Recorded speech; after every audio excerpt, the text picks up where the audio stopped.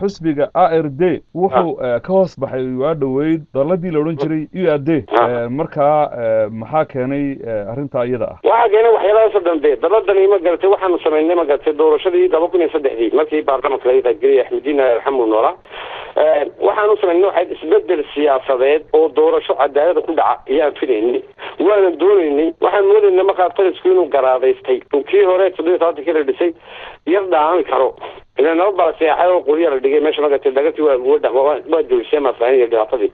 في ولدي عويلي ما أنت وحن شيء وغني أنت تبي تدور شو كما قريب قرين وحن وغني إن ما قلت الدور شو أنا جبوت لحودين كريم به وعود كلام ما قلت له باللقيتني يوم وضع شيء كله جيبني هنا ترسكن لكن هذا نحسه إلى باللقيتني